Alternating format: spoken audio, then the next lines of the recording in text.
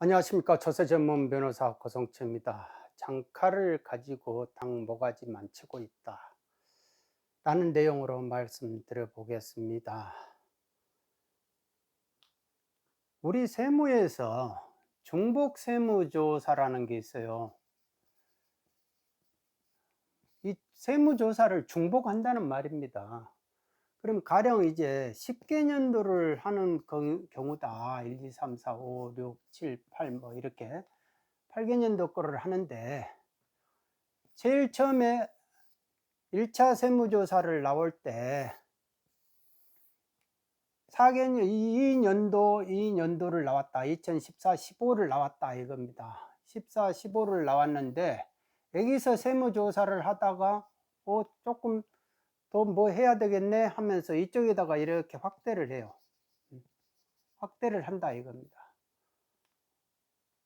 그리고 또 이쪽도 해봐야 되겠다 해가지고 4개년도를 했다. 세무조사 도중에 이렇게 확대를 해요. 근데 원칙은 세무조사라는 것이 나오면은 항상 명백해야 돼요. 명백한 혐의를 가지고 나와야 되는데 조사하다가 이제 뭐가 나오면 그거를 또 명백으로 만들어내면은 그거는 안 된다라는 겁니다. 그런데 이렇게 법리가 이렇게 원칙이 있는데요. 이 법원 쪽에서 그거를 걸러줘야 되거든요. 그러니까 저는 참 법원이 그 자기 소명의 역할을 해야 된다. 같은 편이다 해 가지고 자기도 공무원이다 해 가지고 그냥 그래 네 말이 맞다." 이런 식으로 하면 안 된다 이거죠. 마지막 인권의 최후 보루니까 본인들이 뭐든지 자기 사건인 것처럼 해 줘야 된다 이겁니다. 그런데 그렇게 하면 피곤하죠. 피곤하고 편하게 살아야지 뭐 그렇게 하고 편하게 살려고 하는 사람들 입장에서는 더군다나 이제 뭐 실력이 부족하면은 그냥 국가 편이 맞지 하면서 일단은 기각 결정 판결만 쓰는 게 더 편해요. 음. 그러니까 법원 쪽에서 자꾸 그런 공무원이 그런 식으로 역할을 하게 되면은 법리 판단을 해 달라고 했는데 그거는 법률적인 거라서 사실 것만 판단하죠. 사실은 자유심증주니까 내가 이렇게 봐도 되고 저렇게 봐도 된다 이거예요. 그러면 뭐 하려고 법원에다가 요구를 하냐요. 법원에다가 뭐 하려고 소송을 하고 판사 존재가 뭐냐 이거죠. 뭐든지 엄격하게 해 줘야 된다 이겁니다. 법 우리가 행정 공무원들은요. 규제 중심주의예요, 규제. 이거를 규제 중심주의다 이겁니다. 그러다 보니까 1차 나가 가지고 조사하다가 확대해 보고 그러고 나서 한 5년 뒤에 지나 가지고 2 차를 나가요. 2 차를 나가 가지고 여기도 이제 조사, 여기도 이제 조사하고 이것도 이제 뭐 새롭게 나왔다. 새롭게 나왔다 해 가지고 또 이것도 또 조사하는 거예요. 다른 쟁점에 대해서 또 조사한다. 해 가지고 또 여기도 조사하고 7, 8 조사하고 다 한다 이거예요. 예. 그러면은 이 부분은 중복이다 이겁니다. 중복. 그러니까 청구인 입장에서는 납세자 입장에서는 "이거는 중복 아니야. 중복 세무조사 아니냐. 이거는 위법이다."라고 당연히 볼멘 소리 하죠. 근데 대부분의 이제 판단의 근거를 어떻게 잡냐 하면요. 일단은 이 사람이 이 납세자가 나쁜 놈인지 아닌지 그것부터 먼저 판단해요. 그리고 괘씸한 놈인지 아니 괘씸죄가 있는지 없는지 그걸 판단한다 이거야.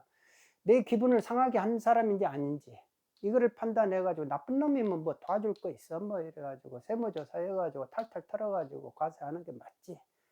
이런 식이에요. 이런 식으로 한다면은 문제가 있다 이겁니다. 문제가 있는데 그런 게 세정 현실에서는 그냥 응당당연한 일로 이렇게 치부가 되죠. 왜? 일단 뭐 조사 건이 있으니까 뭐 해 봤겠지 이러는 식으로 내가 뭐 이거 또 내가 일일이 내 사건처럼 뭐를 해 가지고 뭐 되겠어? 뭐 이렇게. 그러다 보니까 중복 세무조사가 이렇게 하게 되면은 이 공권력이 어떻게 됩니까? 공권력이 이게 남용이라고 보는 거예요. 이게 중복 세무조사는 저는 이 중복세무조사를 하게 돼가지고 중복세무조사로 판단이 됐다면 이 중복세무조사를 한 사람은 직권남용으로라도 어떤 식으로든지 불이익을 가야 된다. 공권력을 함부로 쓰게끔 하는 거, 그거에 대해서는 확실하게 우리나라가 판례가 있잖아요. 박근혜 전 대통령 대법원 판결들이 있지 않습니까? 조그마한 거여도요, 직무유기하고 공권력 남용, 직권남용죄가 다 판례가 있는 거예요. 그러니까 공무원들이 여차해가지고 자기 직권남용하면 무조건 언제든지 형사처벌할 수 있는 근거를 이미 대법원에서 만들어 놨다 이겁니다.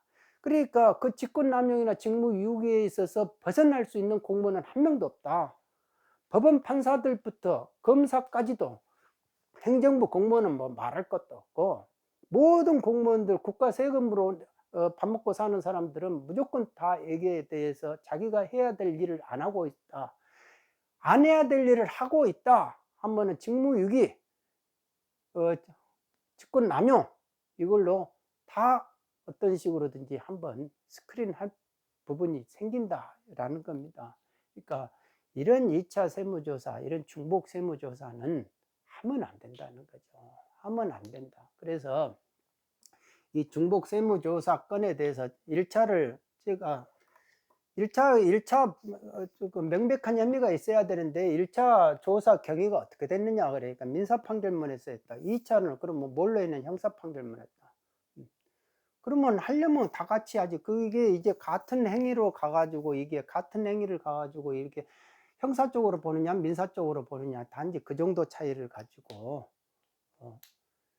그러면은 이제 이 중복 세무조사로 걸린다라는 선례가 이제 만들어졌다라는 겁니다.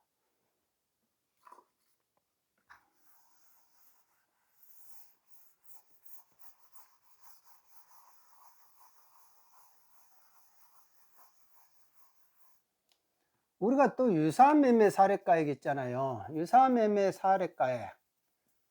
아니, 남이 어떻게 팔았는지 내가 그걸 어떻게 알아요? 제가 오늘 법원에 가가지고 판사님한테 그랬어요. 이 납세자가 이거 유사매매 사례가액 알 수 있는 방법 없다. 세무공무원 본인들도 모를 것이다. 그러니까 증인 신청 나 하고 싶다. 그 세무공무원한테 한번 이야기를 듣고 싶다. 가능성, 우리가 조세법률주의가 뭐냐? 조세법률주의가 예견 가능성인 거예요. 이게 조세법률주의는 예견 가능성이잖아요. 예측을 가능해야 되는데 예견을 우리가 할 수가 없다 이거예요. 유사매매 사례를 어떻게 찾아요? 5,000세대 찾을 수 있냐 이거요. 5,000세대, 9,000세대 이런 데를 찾을 수 있냐 이거요. 남이 어떻게 팔았는지. 그리고 리모델링을 한 거하고 안 한 거하고 인테리어 어떻게 하는 거하고 다 틀리잖아요. 조망도 틀리고 위치도 틀리고 1단지, 2단지, 3단지 다 틀리는데 그거를 유사를 찾아가지고 5% 룰을 만들어요. 5% 룰을 만들어 가지고 이거 국세청장이 만들었다 이거예요. 공시지가, 아니 나는 이렇게 보면 공시지가가 여기서 있는데 10인데 공시지가가 이게 5%니까 10.5, 그 다음에 여기서 이제 9.5, 거기다 그러면 이 사이에 있는 거는 유사매매 사례가액이 된다 이거. 아니 아무리 그래도 그렇지, 여기 밑이라면 몰라도 여기 있는 거를 내 것보다 더 높은 건데 이거를 어떻게 해서 유사매매로 가져올 수 있느냐. 그러면 이거는 국세청장이 내가 10%라고 해도 되고 6%라도 해도 되고 4%라고 해도 되고 이건 마음 아니냐. 아니 조세법률주의인데 법률에 의해 가지고 뭐를 해야지. 국세청장한테 네가 알아서 정해라 유사라는, 이 유사라는 개념을 네가 알아서 정해봐라 그러니까 5% 룰을 만들었다 이거예요. 그래서 이 법리 판단을 좀 해 주십시오라고 하는데, 법률적인 문제라서 이렇게 말씀하시는 거 보니까 물 건너 가버렸구나 또 그 생각 들더라고요. 아니 유사매매 사례가액에 대해서 유연성에 대해서 한번 내가 다퉈보고 싶다라고 한 거예요. 그러니까 사람들이 제3자 입장에서는 야 이게 무슨 유사매매 사례가액이지 뭐 이렇게 하잖아요. 그런데 본인이 납세자가 돼가지고 본인이 세금을 당해보고 아파트 팔아보고 상속 당해보고 증여 받아보고 이러면은 유사매매 사례가 찾는 게 그렇게 힘들다 이거예요. 그리고 이 유사라는 것이 워낙 추상적이잖아요. 그리고 이 유사는 우리가 이제 행안부에 실질거래가액 그 있잖아요. 그 가액이요. 계약 당시에요. 계약 당시. 이 계약을 하고 중도금 내고 그다음에 잔금을 내야 되잖아요. 이 계약 당시의 기준점에서 나오는 것이다 이거예요. 그러면 중도금 안 내고 잔금 안 내 가지고 계약이 안 이루어져 버리면은 그래도라도 호가가 이렇게 적혀 있다 이겁니다. 그리고 사람이라는 게 그러잖아요. 실질 거래가액이라는 건 시가가 아니에요.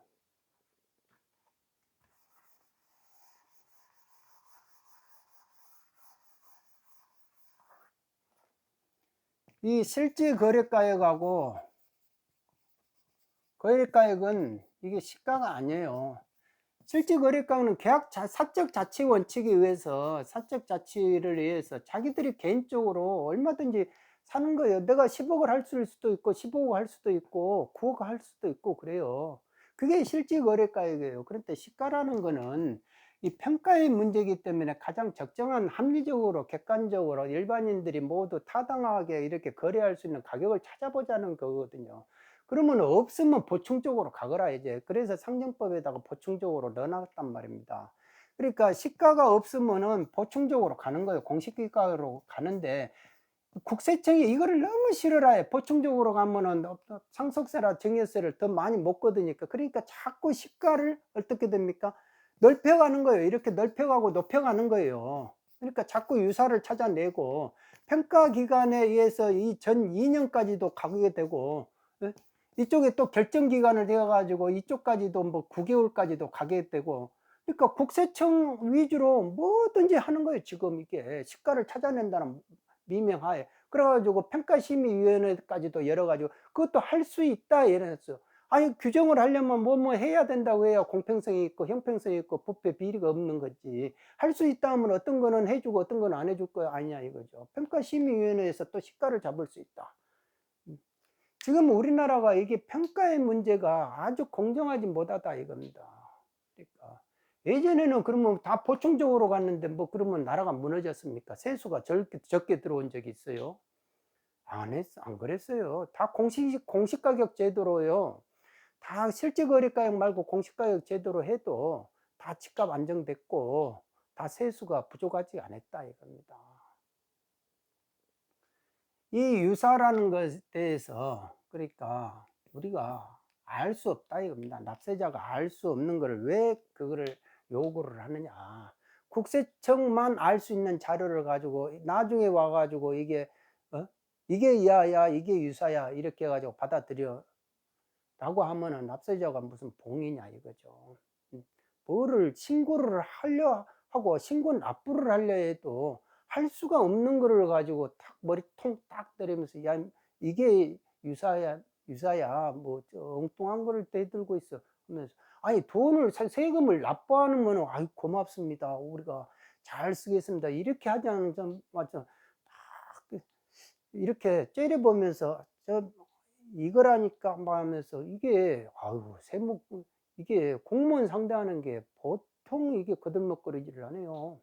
그러니까 모든 공직자가 이 규제 본능이 있기 때문에 자기가 이거 그 자리에 있는 동안에는 자기가 최고다 이거예요.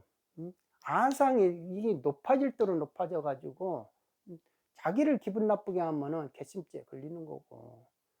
그러면 납세자가 돈 줘가면서 본인도 공직자들 다 월급 줘가면서 먹여 살려주고 있는데 아니 먹여 살려주는 사람한테 고맙다 해야지 자기가 그 직을 가지고 있다 해가지고 막 이렇게 위압적으로 하고 아니 그리고 뭐를 판단을 해달라 하면 아 그래요 알았습니다 판단을 해줘야 될 거 아닙니까 내 사건처럼.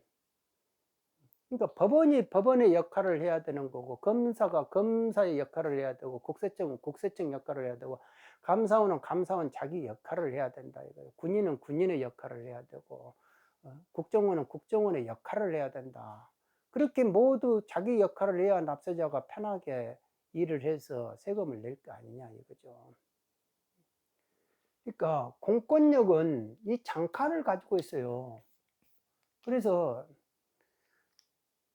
이 세정에 관련된 사람들하고 이렇게 이야기를 하면서 야, 장칼을 가지고 있는데 요즘 뭐 저 장칼을 가지고 뭐를 이렇게 했다는 내가 이야기를 들어본 적이 없다.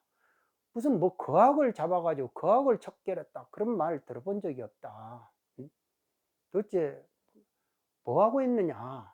라고 했을 때 지금도 국가 돈은 엄청 빼먹고 있을 것이다.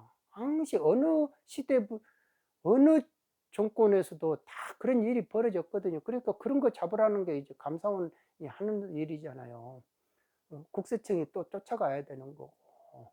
근데 뭐 장칼을 휘둘러 가지고 뭐 보도 발표되는 것도 없고 맨날 자금 출처 조사로 가만히 안 놔두겠다. 부동산 가만히 안 놔두겠다. 뭐 이런 말만 있지. 그리고 지금 뭐 체납처분 멘탈죄로 이렇게 고발돼 가지고 이렇게 유죄받고 하는 경우가 옛날에 있었느냐 이거예요. 근데 그게 무슨 뭐 어디 거하게 체납처분 멘탈죄로 걸린 거 봤느냐. 맨날 선량한 시민들, 서민들만 이렇게 달달달 볶아 가지고 만만하니까. 공권력은요, 공직자들 가만히 보면 이저 규제 본능에 이렇게 물들어 있는 사람들은 위에서 이렇게 팍 세게 누르면 이렇게 고개 숙이고요. 만만하면은 막 거들먹거리고 그래요. 그렇게 하면서 내 가정을 잘 되게끔 해주고 내 가정이 행복하게 해주고 하느님 아버지, 부처님, 날 내가 행복하게 살게 해주세요. 그렇게 하면은 내가 부처님이고 내가 하나님이어도 안 해주겠다 이거예요. 괘씸해서.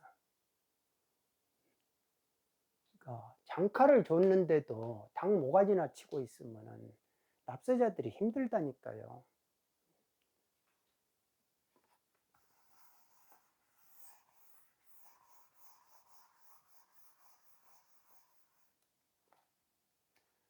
이 단지가 이렇게 있잖아요. 1단지가 있고 2단지가 있다 이거예요. 유사매매 사례를 알 수가 없어서. 그런데 여기서 보면은 5% 누레라도 단지의 도로가 20m가 되면요.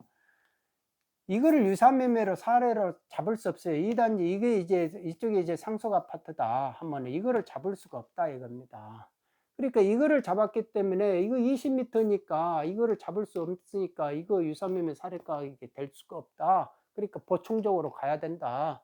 라고 말을 했는데 여기가 구청에 교통과에서 주는 자료에는 20m가 딱 돼 있는 거예요. 그런데 국세청은 이쪽에다가 어디서 구했는지 서울시 무슨 뭐 전산 조직 뭐 이렇게 해가지고 이게 19m다 라고 돼 있다 이거예요. 아니 사람이 그렇게까지 이렇게까지 규제를 하고 싶겠느냐 하고 싶냐 이거예요.